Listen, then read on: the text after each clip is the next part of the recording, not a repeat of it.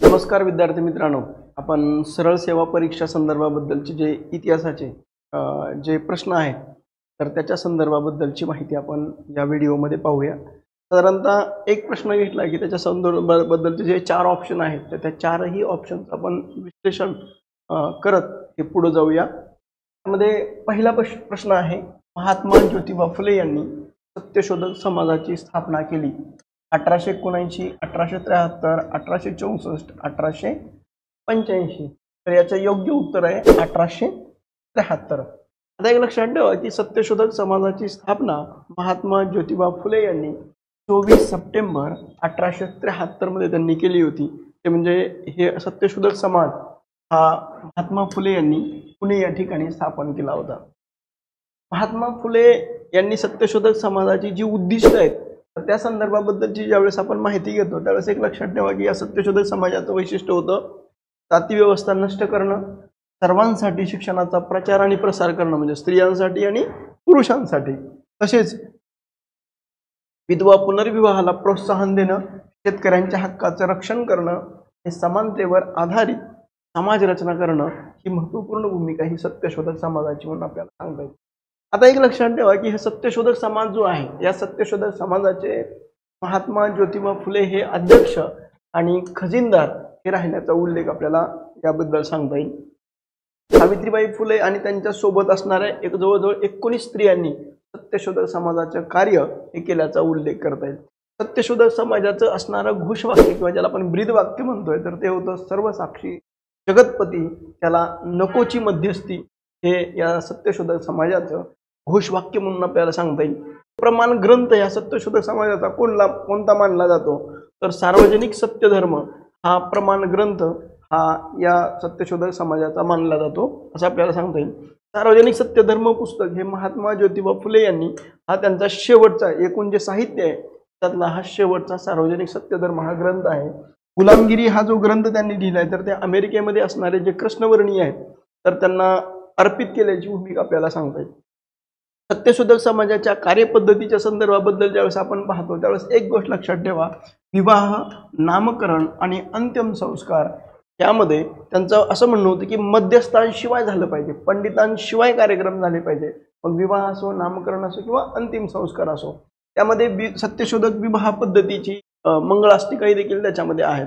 तर त्याच्यामधल्या ज्या मंगळाष्टिका आहेत तर त्याच्यामधली एक मंगळाष्टिका वरानं म्हणायची, एक मंगळाष्टिका वधूनं म्हणायची, एक मंगळाष्टिका उपस्थित असलेल्या लोकांनी म्हणायची आणि त्यांच्या अक्षदाच्या ऐवजी तांदूळ किंवा इतर ज्वारी जे अक्षदा म्हणून वापरलं जातं त्याच्याऐवजी फुलं वापरायची आणि ती अक्षदा म्हणून वापरावी अशी भूमिका, एक पर्यायी संस्कृती ही उभं करण्याचं काम या सत्यशोधक समाजाने विशेषतः महात्मा ज्योतिबा फुले यांनी उभं करण्याची भूमिका घेतली गेली।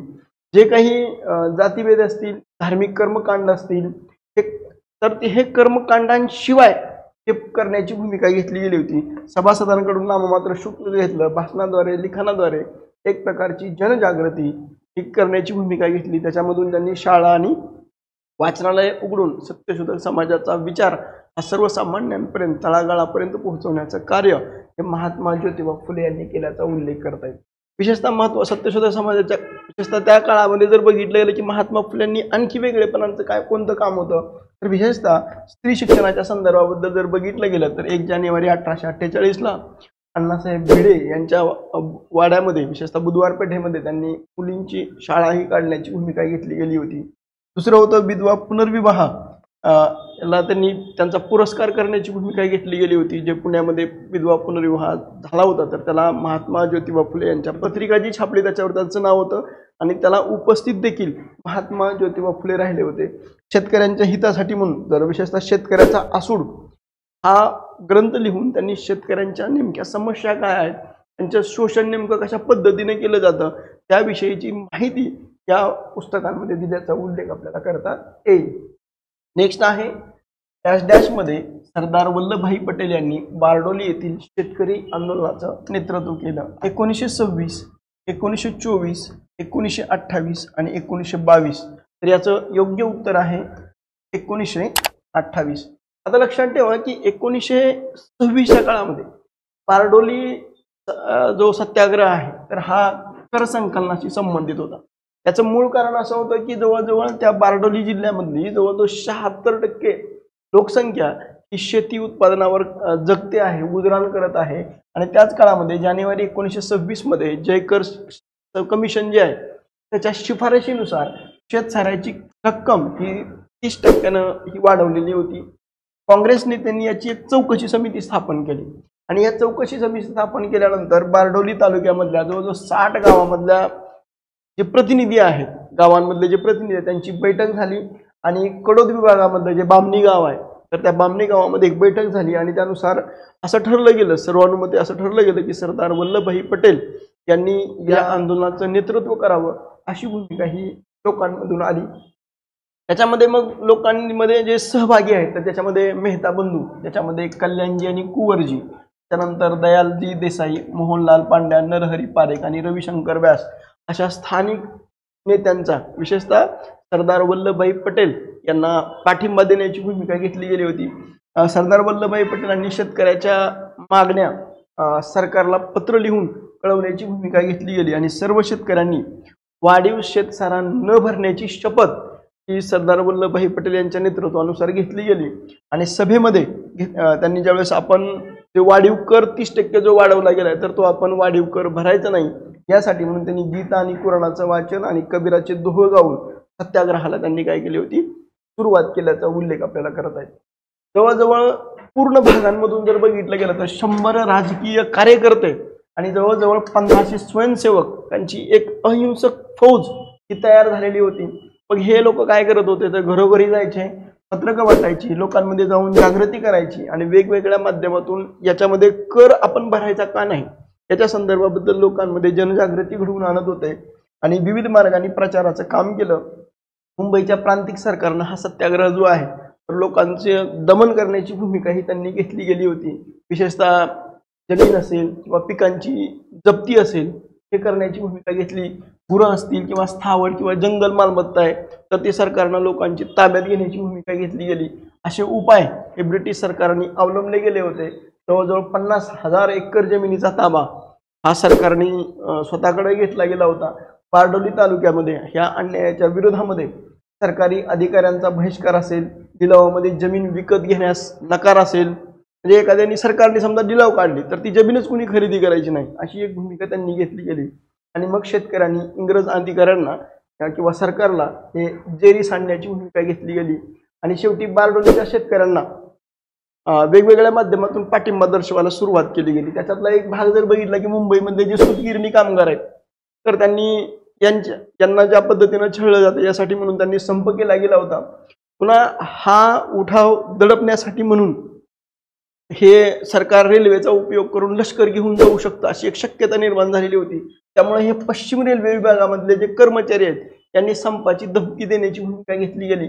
पंजाबच्या शेतकऱ्यांचे जथ्थे हे बारडोलीच्या सत्याग्रहामध्ये यायला लागले आणि 2 ऑगस्ट 1928 रोजी खुद्द महात्मा गांधी यांनी बारडोली या ठिकाणी मुक्कामी यायला लागले. शेवटी 18 जुलै 1928 ला ब्रिटिश सरकारने सरदार वल्लभभाई पटेल यांना सत्याग्रह मागे घेण्यासाठी सांगितलं गेलं आणि शेतकऱ्यांनी शेतसारा किंवा जुन्या शेतसाऱ्यातील फरक भरावा असे आवाहन केलं गेलं आणि शेवटी करवाढ जी केलेली होती 30% तर ती त्या काळामध्ये रद्द केली गेली आणि या सत्याग्रहाचं नेतृत्व केल्यामुळे त्या काळामध्ये त्यांना सरदार वल्लभभाई पटेल यांना सरदार ही उपाधी ही बारडोलीच्या सत्याग्रहामधून देण्यात आली हे आपल्याला सांगता येईल. आता एक लक्षात ठेवा की तिथं जे ऑप्शनमध्ये होतं की 1924 ला काय होतं तर सरदार वल्लभभाई पटेल म्हणजे तो ऑप्शन का चुकीचा होता तर त्यामध्ये सरदार वल्लभभाई पटेल गुजरात प्रांतिक काँग्रेसमध्ये 1924च्या काळामध्ये सक्रिय होते आणि विशेषतः खेड आणि इतर भागांमधील शेतकऱ्यांच्या समस्याबाबत तर ते 1924च्या दरम्यान काम करत होते. 1922चा जो ऑप्शन आहे त्याच्यामध्ये जर बघितलेले त्याची चौराचौरी घटना 1922च्या काळामध्ये जी घडली होती त्याच्यामध्ये गांधीजींनी असहकार चळवळ ही मागे घेण्याची भूमिका घेतली गेली होती. सरदार पटेल हे खेडा जिल्ह्यात त्यांनी इतर सामाजिक कार्यामध्ये 1922च्या काळामध्ये ते व्यस्त होते असा आपल्याला उल्लेख करता येईल. नेक्स्ट आहे स्वामी दयानंद सरस्वती यांच्याबद्दल खालीलपैकी कोणतं विधान बरोबर आहे. त्याच्यामधलं पहिलं होतं त्यांनी आर्य समाज नावाची सुधारक संघटना ही स्थापन केली आणि दुसरं ऑप्शन आहे ते विधवा पुनर्विवाहाच्या विरोधात होते. त्याच्यामधलं फक्त एक आहे, फक्त 2 बरोबर आहे. एक किंवा दोन पैकी एकही नाही, एक आणि दोन्हीही. याच्यामधलं जर बघितलं की कोणतं विधान बरोबर आहे तर त्याच्यामध्ये एक लक्षात ठेवा की स्वामी दयानंद सरस्वतींनी हे जे पहिलं वाक्य आहे, आर्य समाज नावाची सुधारक संघटना स्थापन केली, कारण त्यांनी 1875च्या काळामध्ये हे सुधारक हे आर्य समाजाची स्थापनाही त्यांनी केली गेली होती. परंतु ते विधवा पुनर्विवाहाच्या विरोधात ते नव्हते, म्हणून याचं योग्य पर्याय आहे 1 नंबरचा. तर ते पहिलंच वाक्य हे बरोबर आहे, दुसरं वाक्य हे चुकीचं आहे. त्यामध्ये जर बघितलं गेलं तर विशेषतः स्वामी दयानंद सरस्वती यांचा जन्म 12 फेब्रुवारी 1824, 30 ऑक्टोबर 1883 त्यांचा मृत्यू झाला. मूळ शंकर आंबाशंकर तिवारी असं आपल्याला सांगता येईल. त्यामध्ये त्यांनी आर्य समाजाची जी स्थापना आहे तर 10 एप्रिल 1875च्या काळामध्ये मुंबईमध्ये त्या आर्य समाजाची स्थापना ही त्यांनी केली होती. उद्देश काय होता तर हिंदू धर्मामधल्या अंधश्रद्धा आणि अनिष्ट प्रथा ह्या दूर करणं, तसंच वेदांचा प्रचार करणं आणि सामाजिक सुधारणा घडवून आणणं हा आर्य समाजाची भूमिका होती. या आर्य समाजाच्या तत्वाचा प्रचार हा कोणकोणत्या भागामध्ये केला त्याच्यामध्ये जर बघितलं गेलं की अहमदाबाद, बडोदा, पुणे, मुंबई या ठिकाणी गेले आणि दिल्ली येथे भरणाऱ्या जे दरबार आहे तर त्या ठिकाणी देखील त्या आर्य समाजाचा प्रचार आणि प्रसार हा त्यांनी केल्याचा उल्लेख आपल्याला करत आहे. विधवा पुनर्विवाहाच्या विरोधात नव्हे तर स्वामी दयानंद सरस्वतींनी विधवा पुनर्विवाहाचं ते समर्थक होते. विधवा पुनर्विवाहाला त्यांनी प्रोत्साहन दिलं. विशेषतः स्वामी दयानंद सरस्वती जे आहेत तर त्यांनी हे पंचमहायज्ञ विधी हा एक ग्रंथ लिहिला आहे, ज्याला नित्य करावयाच्या यज्ञाचं माहिती याच्यामध्ये दिलेली आहे. गोकर्णा निधी अंतःकरणाचं प्रतिबिंब त्याच्यामध्ये पाहायला मिळतं, तो एक ग्रंथ लिहिलाय. आणि हे जवळजवळ 5 ग्रंथ त्यांनी लिहिले. गोकर्णा निधी, पंचमहायज्ञविधी, वेदभाष्य हा अपूर्ण आहे, सत्यार्थ प्रकाश आणि संस्कार विधी, ज्याला आपण मनुष्य जन्माच्या अगोदरपासून ते मृत्यूपर्यंत जवळजवळ जे 16 संस्कार आहेत याच्या संदर्भाबद्दलची माहिती याच्यामध्ये दिलेली आहे. आणि विशेषतः स्वामी दयानंद सरस्वतींचा जो ग्रंथ आहे जो म्हणजे सत्यार्थ प्रकाश याच्या संदर्भाबद्दलचा प्रश्न हे विचारला जाऊ शकतो. त्यामुळे हा एक मुद्दा तुम्ही नीटपणे लक्षात ठेवा. नेक्स्ट आहे 1854 मध्ये लंडनमधील ईस्ट इंडिया कंपनीच्या कोर्ट ऑफ डायरेक्टर्सनी भारतातील गव्हर्नर्स जनरल यांच्याकडे पाठवलं होतं. काय पाठवलं होतं तर एक मिशनरींचा एक गट पाठवला, दुष्काळ आयोग, सशस्त्र सेना आणि एक शैक्षणिक प्रेषण.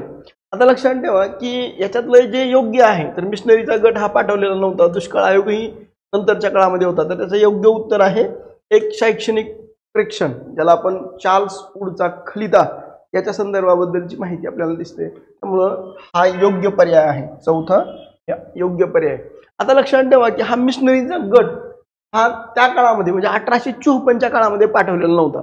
एक गोष्ट तुम्ही इथं नीटपणे लक्षात ठेवा की ईस्ट इंडिया कंपनीची स्थापना त्यावेळेस 31 डिसेंबर 1600च्या काळामध्ये झाली. त्यावेळेस ही कंपनी स्थापन झाल्याबरोबर ते ज्यावेळेस भारतामध्ये 1608ला सुरतमध्ये वखार स्थापन करण्यासाठी म्हणून जरी आले असले तरी देखील त्यांच्यासोबत ख्रिश्चन मिशनऱ्या आलेल्या नव्हत्या. नंतरच्या काळामध्ये त्यांनी ज्या ठिकाणी 23 जून 1757ला प्लासीचं युद्ध झालं असेल, 22 ऑक्टोबर 1764ला बक्सारचं युद्ध झालं असेल आणि 1765ला अलाहाबादचा तह झाला, तरी देखील ब्रिटिशांनी बस्तान भारतामध्ये बसवल्यानंतर देखील त्यांच्यासोबत असणाऱ्या ख्रिश्चन मिशनऱ्यांना त्यांच्या वखारीच्या भागांमध्ये धर्माचा प्रचार आणि प्रसार करण्यासाठी सहाय्य केलं नव्हतं. उलट 1813च्या कालखंडामध्ये ईस्ट इंडिया कंपनीचं ज्यावेळेस ते ज्याला आपण रेग्युलेटिंग ऍक्ट ज्यावेळेस असा मंजूर झाला गेला तर त्याच्यामध्ये त्यांनी असं सांगितलं की ईस्ट इंडिया कंपनीनं ख्रिश्चन मिशनऱ्यांना धर्म प्रसार करण्यासाठीची मुभा असावी आणि त्याला ईस्ट इंडिया कंपनीनं सहाय्य करावं. आणि 1833चा जो कायदा आहे तर त्याच्यामध्ये त्यांनी सांगितलं की जगभरामध्ये या ख्रिश्चन मिशनऱ्यांना त्यांच्या वेगवेगळ्या वखारींमध्ये किंवा त्या ज्या ज्या भागांमध्ये आहेत तर त्या ठिकाणी काय करता येईल, धर्माचा प्रचार आणि प्रसार करता येईल, अशी भूमिका ही त्यांची होती. परंतु 1854च्या काळामध्ये असा काही गट पाठवल्याचं ठोस प्रमाण आपल्याला तिथं कुठेही दिसत नाही किंवा ऐतिहासिक प्रमाण हे दिसत नाही. दुसरं आहे दुष्काळ आयोग. दुष्काळ आयोगाच्या संदर्भाबद्दल जर बघितलं गेलं तर 1878च्या काळामध्ये सर रिचर्ड स्ट्रॅची यांच्या अध्यक्षतेखाली हा दुष्काळ आयोग हा नेमला गेला होता. तो ईस्ट इंडियाच्या काळामध्ये होता, परंतु तो 1854 मध्ये नव्हता. नेक्स्ट आहे सशस्त्र सेना. ईस्ट इंडिया कंपनीच्या काळामध्ये जर बघितलं की 1854च्या काळामध्ये कंपनीच्या कोर्ट ऑफ डायरेक्टरनी भारतात सशस्त्र सेना पाठवली असल्याचा पुरावा उपलब्ध नाही. एक लक्षात ठेवा की ज्यावेळेस मुंबई असेल, मद्रास असेल किंवा कलकत्ता असेल, ह्या ज्या प्रेसिडेन्सी आहेत, तर जर एखाद्या भागामध्ये जरी गोंधळ निर्माण झाला असेल तरी स्थानिक पातळीवर मद्रासवरून लष्कर बंगालला जाऊ शकतं, बंगालचं लष्कर मद्रासला येऊ शकतं किंवा मद्रासचं लष्कर मुंबईला येऊ शकतं. अशा पद्धतीचं अंतर्गत ते करत होते किंवा सेना पाठवत होते. परंतु 1854 मात्र असा काही सेना पाठवल्याचा पुरावा उपलब्ध नाही. त्यामुळे कंपनीच्या स्वतःच्या सशस्त्र सेना प्रेसिडेन्सी आर्मी या भारतात कार्यरत होता. ब्रिटिश सैन्य काही वेळा समर्थनासाठी म्हणून एकमेकांच्या पाठवलं जायचं, सहाय्य करण्यासाठी म्हणून, परंतु 1854च्या काळामध्ये मात्र असं नव्हतं. नेक्स्ट आहे जो शेवटचं ते म्हणजे 1854चा जो खलिता आहे त्याला कोर्ट ऑफ डायरेक्टरनी सर चार्ल्स वूड यांच्या नेतृत्वाखाली एक एज्युकेशनल डिस्पॅच, ज्याला आपण एक शैक्षणिक प्रेशर असं म्हटलं जात आहे, तर हे विशेषतः भारतामध्ये त्या काळामध्ये असणारा जो गव्हर्नर जनरल आहे तर तो म्हणजे लॉर्ड डलहौसी यांच्या काळामध्ये ते पाठवलं होतं. त्याला वूडचा डिस्पॅच म्हणून ओळखलं जातं.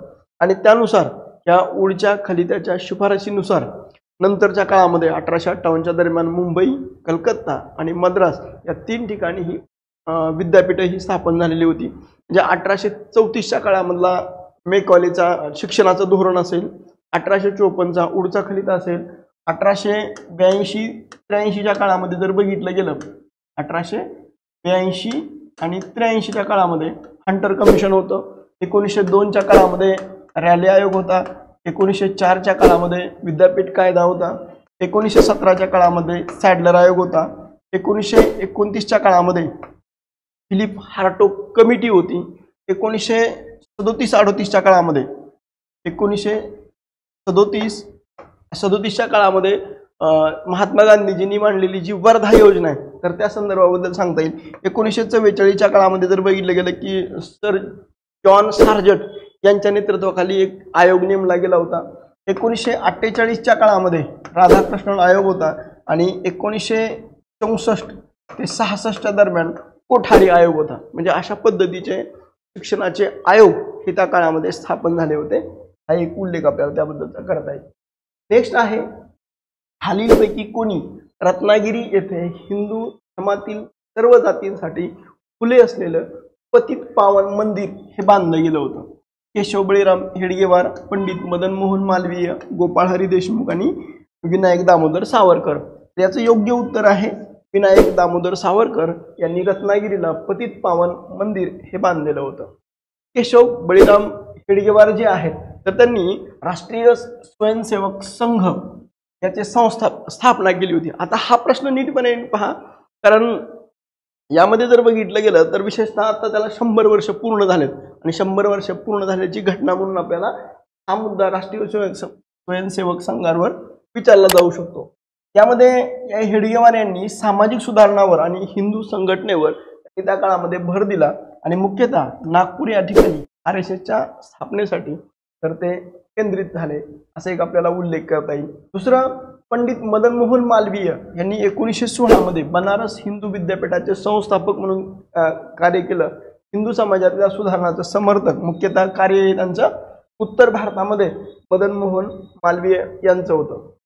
गोपाळ हरी देशमुख यांनी जे प्रभाकर नावाचं जे भाऊ महाजन यांचं जे प्रभाकर नावाचं जे साप्ताहिक होतं तर त्या साप्ताहिकामध्ये 1848 ते 1850 या काळामध्ये जवळजवळ 108 पत्र ही त्यांनी लिहिली गेली होती. त्याला आपण शतपत्र असं देखील म्हटलं जाते. आणि या शतपत्राच्या माध्यमातून रूढी, प्रथा, परंपरा आणि याच्यावर एक हल्ला करण्याची भूमिका ही विशेषतः गोपाळ हरी देशमुख यांनी घेतली गेली होती. अंधश्रद्धा आणि जातीभेद याच्या विरोधामध्ये त्यांनी सक्रिय लेखन करण्याची भूमिका घेतल्याचा उल्लेख आपल्याला करता येतो.